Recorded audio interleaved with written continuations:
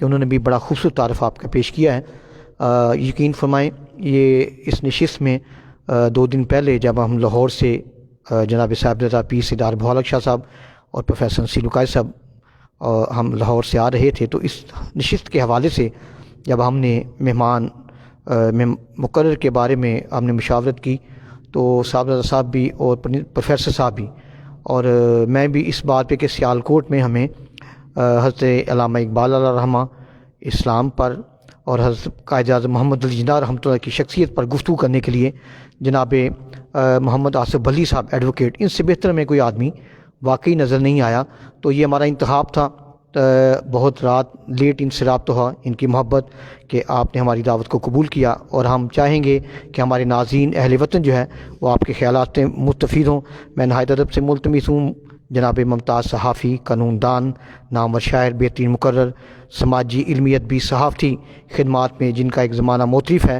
مصنف کتب کثیرہ، اور میں دل سے بات کر رہا ہوں کہ ان کا جو سب سے بڑا تعارف ہے، جو ان کے لیے بھی بہت بڑے اعزاز اور فخر کا باعث ہے، کہ مجاہد تحفظ عقیدہ ختم نبوت ہیں، وطن عزیز کی متحرک فعال شخصیت۔ میں جناب کی خدمت میں عرض کروں گا کہ آپ ہمارے ناظرین کو اپنے خیالات سے مستفید فرمائیں۔ یہ ذرا مجھے لگا ہی دیں جہاں لگانا چاہوں۔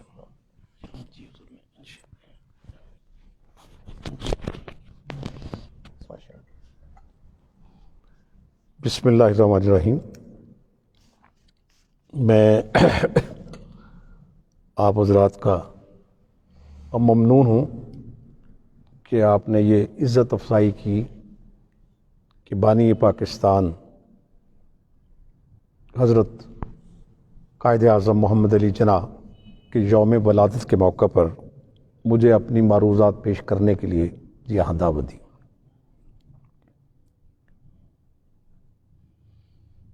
یہ جب میرے بھائی تلاوت کر رہے تھے اور نعت رسول مقبول کلام اقبال کی صورت میں پیش کر رہے تھے، آج کی تقریب کا حاصل تو یہ تلاوت اور نعت ہی ہے ویسے۔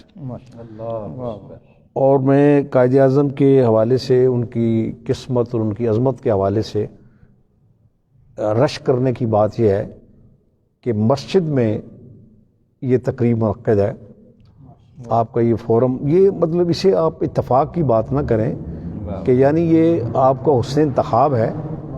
اور قائد اعظم کے لیے یہ بہت بڑا ٹریبیوٹ بھی ہے کہ یہ مسجد میں قائد اعظم محمد علی جناح کی عظمت اور ان کے کردار کی بات ہو رہی۔ اور یہ ایسا کیوں نہ ہو، قائد اعظم علیہ رحمت کی جو نسبت ہے اسلام کے ساتھ، ویسے تو ہر مسلمان کی نسبت ہوتی ہے، یعنی وہ اسلام پر ایمان لانے کے بعد ہی مسلمان ہوتا ہے، لیکن بدقسمتی کی بات یہ ہے کہ پاکستان میں ایسے دانشوروں کی کمی نہیں۔ میں نام بھی لیتا ہوں، سیاستدانوں اور قانون دانوں میں اعتزاز احسن ایک بڑا معروف نام ہے، نذیر ناجی صحافت میں بہت بڑا نام ہے،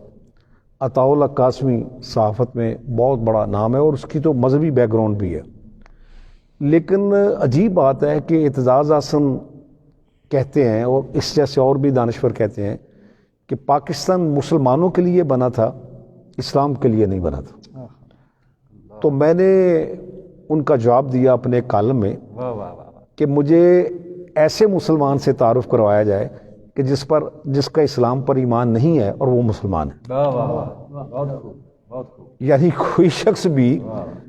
کلمہ طیبہ پڑھنے کے بعد اور دل سے تصدیق کرنے کے بعد ہی مسلمان ہو سکتا ہے۔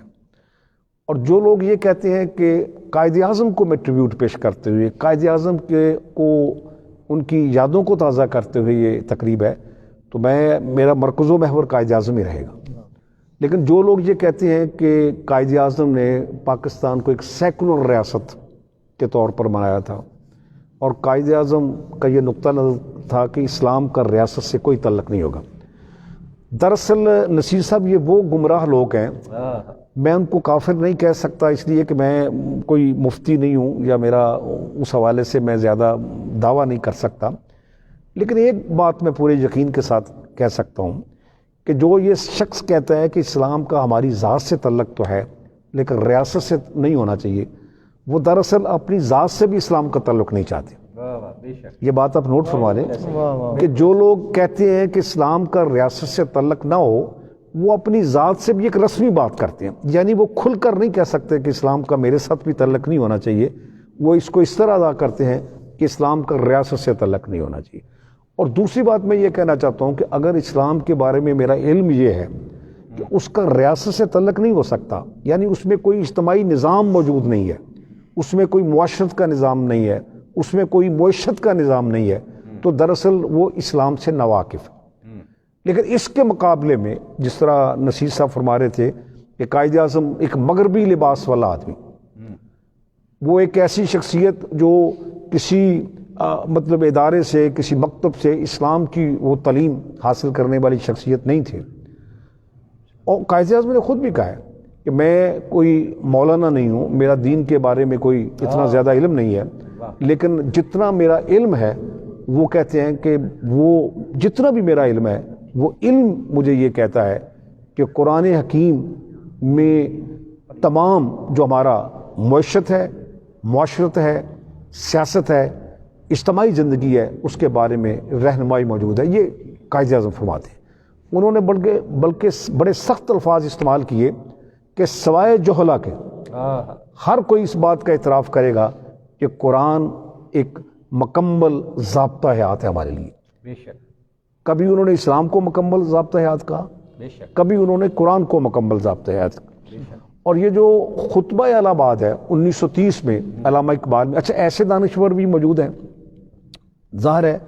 کہ قائد اعظم کی اس مجلس میں اقبال کے ذکر کے بغیر بھی بات مکمل نہیں ہوگی، تو میں ایسے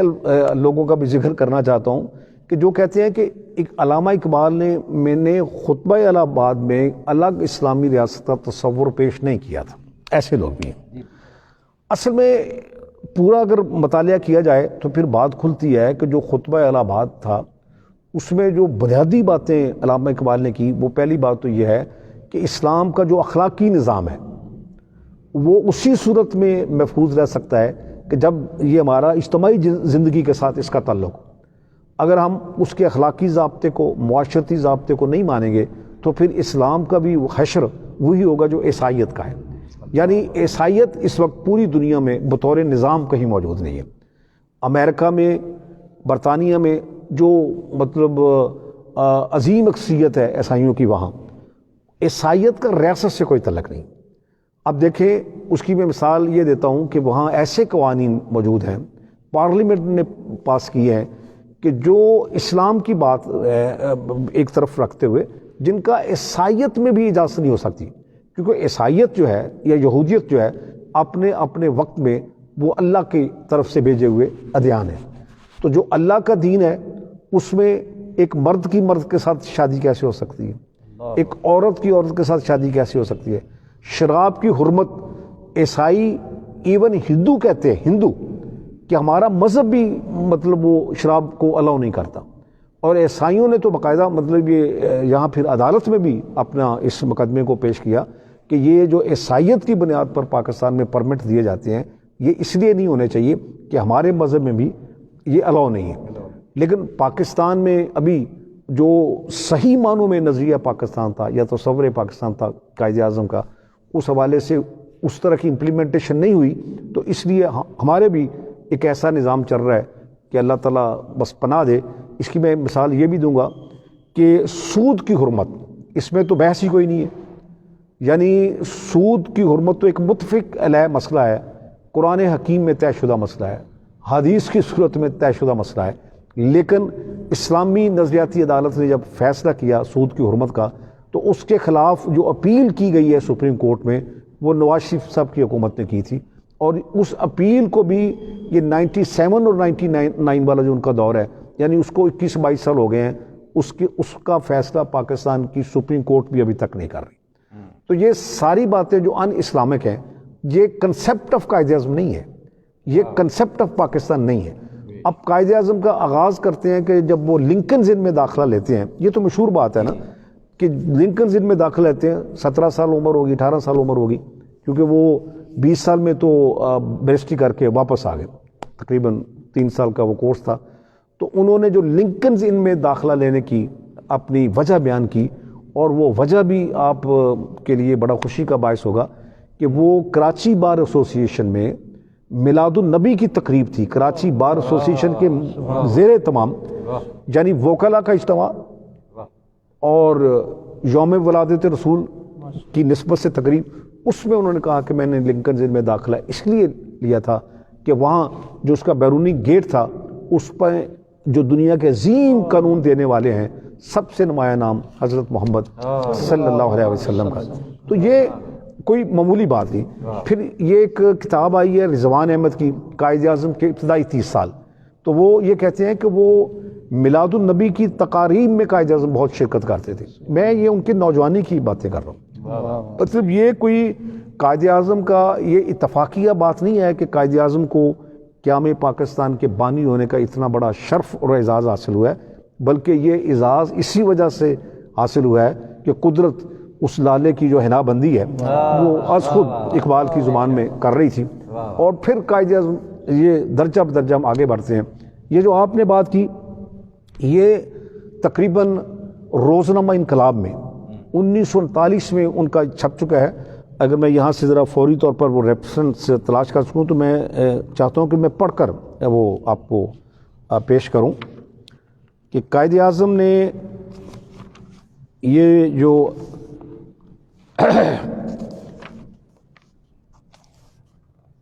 تھوڑا سا پھر اسے کر لیجیے گا جی ایڈٹ تو ماشاء اللہ.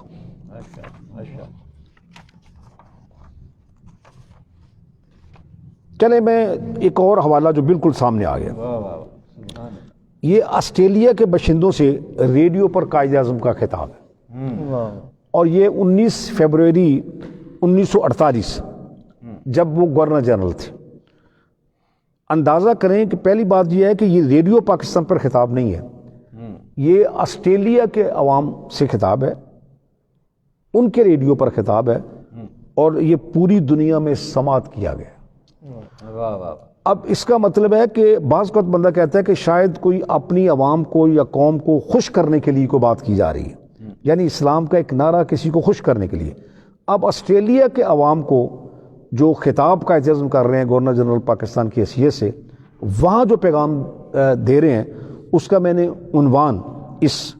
ان کے پیغام سے جو نوٹ کیا ہے کہ ہم محمد رسول اللہ صلی اللہ علیہ وآلہ وسلم کے پیرو ہیں، ہم ایک اسلامی برادری سے منسلک ہیں. تو انہوں نے فرمایا قائد اعظم نے کہ مغربی پاکستان مشرقی پاکستان سے تقریباً 1000 میل کے فاصلہ پر ہے اور ان کے درمیان مملکت ہند کا علاقہ حائل ہے. بیرون ملک کے ایک طالب علم کے دل میں جو پہلا سوال ابھرے گا وہ یہ ہوگا کہ ایسے دو خطوں کے درمیان جن میں اس قدر فاصلہ ہے وحدت حکومت کس طرح قابل عمل ہو سکتی ہے. میں اس سوال کا جواب یہ قائد اعظم کہہ رہے ہیں ایک لفظ میں دوں گا اور وہ ہے ایمان.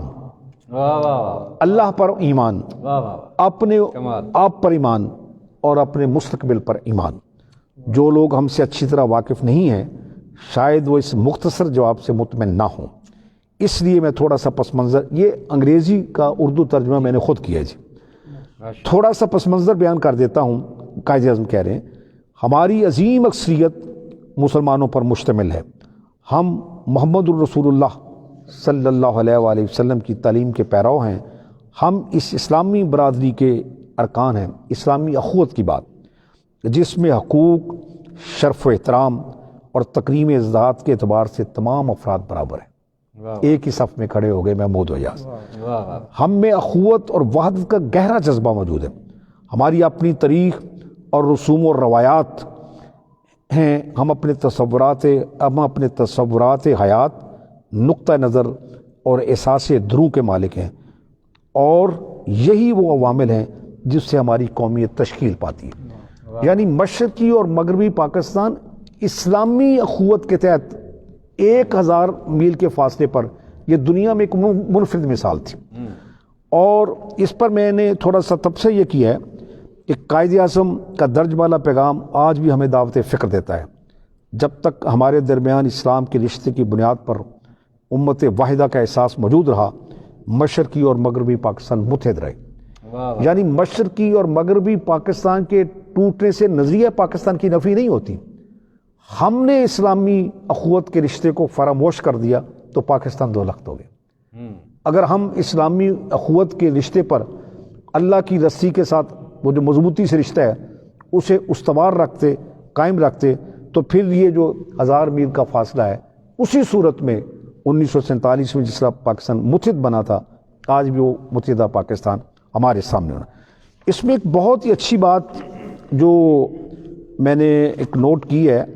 اصل میں نے کوئی نشان وغیرہ نہیں لگائے، اور یہ کتاب بھی میں نصیر قادری صاحب کے حوالے کر کے جانا ہے کہ تاکہ وہ اس سے استفادہ کر سکیں۔ تو میں نے یہ عرض کرنا تھا کہ یہ جو اپنا مشرقی اور مغربی پاکستان کے حوالے سے قائد اعظم نے جس اسلامی اخوت اور نظریے کی بات کی وہی پاکستان کی بنیاد، اور اس میں جو قائد اعظم کا جو سب سے خوبصورت بات ہے وہ علی گڑھ یونیورسٹی سے خطاب کرتے ہوئے میں وہ ہی اپنا تقریباً عنوانات یا وہی ان کے بیانات یا نظریات جو آپ ظاہر ہے مختلف کتابوں میں دیکھ چکے ہوں گے بکھرے ہوئے، اور آپ تائید کریں گے کہ قائد اعظم نے علی گڑھ یونیورسٹی سے خطاب کرتے ہوئے یہ فرمایا کہ جب ہندوستان میں پہلے غیر مسلم نے یا ہندو نے اسلام قبول کیا پاکستان اسی دن معرض وجود میں آ گیا۔ ذرا غور فرمائیں کہ ایک فرد کے مسلمان ہونے سے پاکستان کیسے بن سکتا ہے۔ قائد اعظم نے اس کی توضیح یہ پیش کی کیونکہ وہ فرد اب پہلی قوم کا نہیں ایک اور قوم کا فرد بن چکا تھا، ایک نئی قوم۔ اور اس سے میں یہ کہتا ہوں کہ اگر ایک مسلمان ایک ہندو کے مسلمان بننے سے یا ایک غیر مسلم کے اسلام لانے سے پاکستان بن سکتا ہے تو پھر آخری مسلمان کی موجودگی تک پاکستان قائم بھی رہ سکتا ہے۔ یعنی یہ دونوں صورتیں کہ نظریہ پاکستان جو ہے وہ ایک ایسی حقیقت ہے جو پاکستان سے مربوط بھی ہے، لیکن تھوڑی سی اس میں مختلف بات یہ ہے کہ نظریہ زندہ رہتا ہے، سلطنتیں مٹ بھی سکتی ہیں، سلطنتیں بن بھی سکتی ہیں۔ اب دیکھیں نا یہ قبلہ اول پر بھی اغیار کا قبضہ ہے، لیکن اس کے قبلہ اول ہونے کی حقیقت تبدیل نہیں ہو سکتی، اسی طرف ہم نماز پڑھتے تھے۔ آج قبلہ اول پر اگر اغیار کا قبضہ ہے تو اگر اس کے قبلہ اول ہونے سے انکار نہیں کیا جا سکتا تو پاکستان کے دو لخت ہونے سے بھی نظریہ پاکستان کا انکار نہیں کیا جا سکتا۔ نظریہ پاکستان اسی طرح استوار ہے۔ نظریہ پاکستان تو اس وقت بھی تھا جب پاکستان نہیں تھا، یعنی نظریہ پاکستان نے ہمیں پاکستان دیا۔ کتنی خوبی ہے اس نظریے میں، پاکستان نے ہمیں نظریہ نہیں دیا، یعنی پاکستان کے بعد یہ نظریہ نہیں گڑا گیا۔ اب بڑے بدبخت لوگ ہیں، ایک وہ نذیر ناجی کا میں نے ابتدا میں حوالہ دیا تھا، تو نذیر ناجی نے کہیں لکھا کہ جناب پوری دنیا میں کوئی ایسا ملک نہیں ہے، وہ لوگ تو حیرت زدہ ہو جائیں گے کہ اگر کوئی کہے کہ جی ملک کا بھی نظریہ ہوتا ہے، ریاست کا بھی کوئی نظریہ ہوتا ہے۔ حالانکہ ریاست پاکستان کی تو انفرادیت ہی یہی ہے، اس کا امتیاز ہی ہے کہ اس کا ایک نظریہ ہے، ہندوستان کا کوئی نظریہ نہیں۔ لیکن اسرائیل بھی ایک ایسی مثال ہے کہ اس کا ایک نظریہ ہے، یعنی وہ یہودیت ہے اگرچہ، لیکن وہ اپنے یہودیت کو، اپنے دین کو اپنے ریاست کے ساتھ جڑا ہوا سمجھتے ہیں۔ اور اسی طرح جو ریاست مدینہ ہے، ریاست مدینہ بھی اس وقت مطلب قائم ہوئی جب ایک قسم کا غلبہ اسلام، یعنی اتنی اکثریت میں مسلمان وہ ان کا وجود آ چکے تھے کہ وہ ایک ریاست کے طور پر ان کے نظام کو چلایا جا سکتا تھا۔ اور وہی جو ریاست مدینہ ہے اس کے بعد میرا خیال ہے کہ پاکستان کو ہی ہم یہ کہہ سکتے ہیں کہ یہ اعزاز حاصل ہے کہ اسی نظریے کو پیش نظر رکھتے ہوئے۔ اب دیکھیں، میں بعض اوقات یہ بھی کہا جاتا ہے کہ ہم اسلام کی بات بہت کرتے ہیں، مطلب میرے جیسا جو آدمی وہ شاید میں اتنا عمل پیرا نہ ہوں، میں نماز کے حوالے سے تو خاصا حد تک اپنی اصلاح کر چکا ہوں، لیکن میرے نے بہت ساری چیزیں اگر میں غفلت کا شکار ہوں تو اس کا مطلب یہ نہیں ہے کہ اس حقیقت کا وجود نہیں ہے، یعنی ہم حقیقت سے دور، اگر میں اسلام پر انفرادی طور پر بھی عمل نہیں کر رہا تو میں اس کا ذمہ دار ہوں۔ اسلام از ناٹ رسپانسبل، یعنی اگر ہمارے ملک کے مسائل حل نہیں ہو رہے تو اسلام کا اس میں قصور نہیں ہے، اسلام کو تو ہم اپنے نزدیک آنے نہیں دے رہے۔ ایک بڑے عالم دین نے بات کی جی، بڑی مزیدار بات کی، میں وہ مستعار دیکھنا مطالعہ ہی ہے جو بندے کو بناتا ہے، تو اس نے کہا کہ ہم اسلام کو اس طرح سے آنے دینا چاہتے ہیں کہ میرے ہمسائے کے گھر تو اسلام آ جائے، وہ میرے گھر کا خیال رکھے لیکن میرے گھر اسلام نہ ہے. تو اس نے کہا کہ اگر آپ دروازے بند رکھیں گے، اسلام کو ڈاکو تو نہیں ہے کہ دیوار پھلانگ کر آ جائے، تو اسے تو آپ آنے دیں گے تو آئے گا نا. یعنی ہمیں اسلام کی جو دعوت ہے اسے قبول کرنے چاہیے اور اسلام کو خود بھی اپنے قریب آنے کی دعوت دینے چاہیے، تو پھر یہ مسئلہ حل ہو سکتا ہے. اور میں قائد اعظم کے حوالے سے میں دوبارہ وہ یہ جو خراج تحسین پیش کرنے کے لیے آپ نے اس محفل کو برپا کیا ہے، اس پر ایک بار میں پھر شکریہ ادا کرنا چاہتا ہوں. میں تقریر لمبی بٹ سے اس لیے نہیں کرنا چاہتا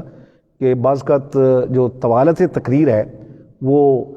تکرار مضامین کا بھی باعث بنتی ہے اور بے اثر بھی ہو جاتی ہے. اور میں یہ سمجھتا ہوں کہ زندگی کے جتنے لمحات آپ نے ہمارے ساتھ گزارے ہیں، جو سن رہے ہیں، جو ان کے گزرے ہیں، وہ ان کی زندگی سے منہا ہو رہے ہیں اور ہم بے پرواہی سے یہ سارے لمحات ضائع کرتے ہیں. تو میں یہ سمجھتا ہوں کہ آپ کے قیمتی لمحات جتنے بھی مجھے میسر آئے قائد اعظم کے حضور خراج تحسین پیش کرتے ہوئے،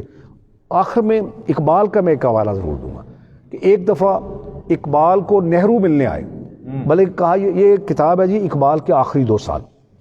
تو نہرو کے ساتھ ایک میاں افتخار الدین، وہ پنجاب کے بڑے معروف لیڈر تھے، ان کا تعلق کبھی کانگریس میں بھی رہا، پھر وہ ہماری پارلیمنٹ کے ممبر بھی بنے اور مسلم لیگ کے بھی وہ ساتھ رہے.